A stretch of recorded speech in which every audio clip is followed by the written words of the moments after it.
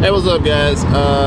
It's me, AC28, and then we got Evan in the backseat, and then Tim and his BRZ here that we just reviewed. So, yeah, we're just taking a cruise down H-Town.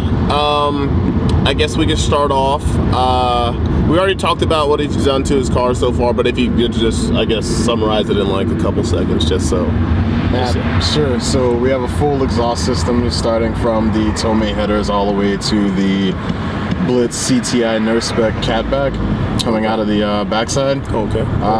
We are running the Apexi USA N1 EXV dampener system for coilovers and suspension. Okay. We're running the Blitz advanced power intake system as well as a custom flex fuel tune from Moto East. Okay. So we're making a good decent bit of power over stock compared to the 170 horsepower and 155 pound-foot of torque from the factory to the rear wheels. We're making 210 horsepower now and 185 pound-foot of torque. So nice. Pickup is definitely there, and torque dip no longer existent. You know, when you say go, it goes. Okay. Good.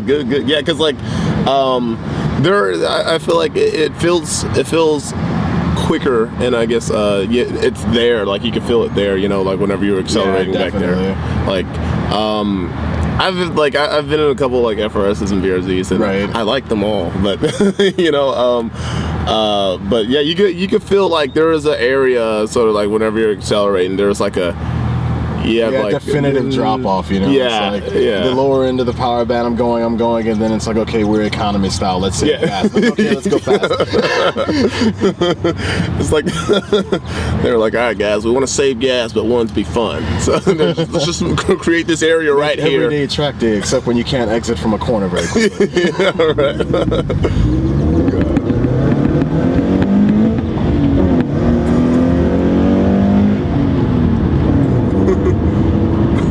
That's what we were talking about. That super fun. So how's the E85 conversion treating you? Is it I guess is it like easier to find what E85 down here, or like what? E85 is becoming easier to find in Houston, but it's still relatively spread out. Okay.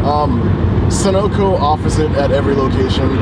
Raceway, Valero, and Kroger offer it at select locations, and even some HEBs have started to carry it. Okay. And it's a good bit cheaper than your run-of-the-mill 87 octane fuel trim. Yeah. But it's significantly a bigger bang than the 93 premium recommended for the vehicle. Yeah. Just for comparison's sake, if regular fuel is $2 here, the 85 is going to be about $180. Yeah. And instead of you getting 87 octane like the $2 regular fuel, you're getting 105 octane, which is larger than the 93, which is recommended for the car. Dang, yeah. So it's definitely one of those things where cost-benefit analysis sort of is a moot point, because there are no negatives other than maybe 2 to 3 MPGs lower than what you had before. Yeah. Negligible. But you're paying like 20-30 cents less a gallon, so I mean it's worth it. And then down here, I guess, like if you're watching, I don't know, if you're watching in like New York or something, your gas isn't that cheap. But down here, it's pretty low. So yeah, worth. Yeah, you plan to do anything else to the car, or is this like a good point? Because like I'm at a point where I'd like to say that I'm done.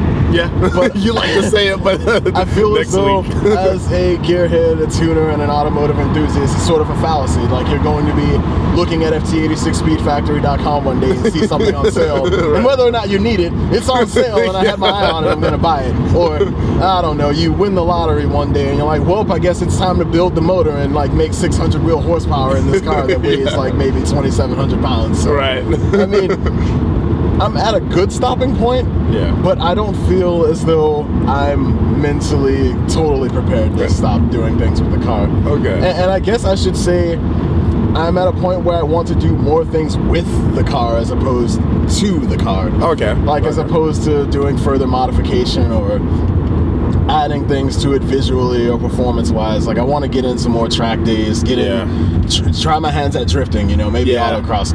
Like spread the vehicle's wings, you know. We've given it a facelift, you know, so why not allow it to actually make use of what's been applied to it? Yeah, and that's a super good point, because like I always thought like, okay, like I get a car or whatever, I'm like, yeah, dude, I want to do so much to it, and then like I get to that point, I'm like, yeah, like I have like 800 wheel, but I've never taken it anywhere. Like, you know what I mean? Yeah, you build what we refer to as a hard parking machine. Basically, you build a badass car, and it's a paperweight. It sits in parking lots, sits in garages, you know, and if worst case scenario, it becomes a trailer queen, and you drive it from show to show. And I didn't invest my money to not, you know, have fun with it. So. Yeah, good point.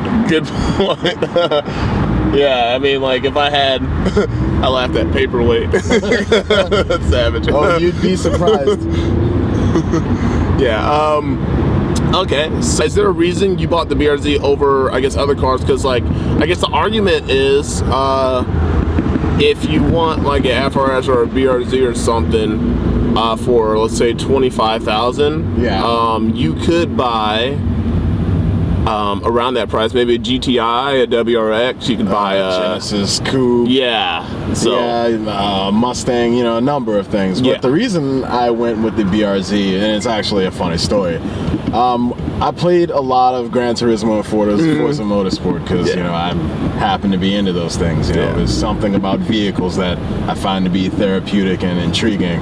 And the FT86 was announced as a project platform, a collaborative effort between Toyota and Subaru. Yeah. And it was supposed to be the spiritual successor to the AE86. Yeah. The Toyota Terreno, Toyota 11. Initial D. Exactly. And the more I looked into the vehicle, the more that it resonated with me. So much so that I had made every intent to purchase one, and before I did, I needed to rewatch in its entirety Initial D to hype myself up for the purchase. And then when Final Stage was being animated, the very last episode, spoiler alert, is Takumi driving off of Akina Pass in his Impreza, and he passes a random Toyota GT86. And it was from that moment forward, I was like, I'm so glad that this is a platform.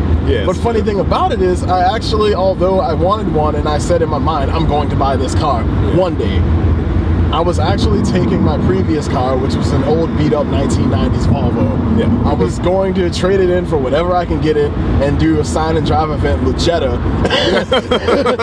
I mean, with Volkswagen and get a Jetta or something, you know, like I, you know, don't have very much money to spend, and you know, I don't know what my credit situation, at least at the time I didn't quite know what it was, because I was just finishing college and I needed a new car, wanted something reliable, something fuel efficient. Basically, I was ready to settle down psychologically before the age of 30.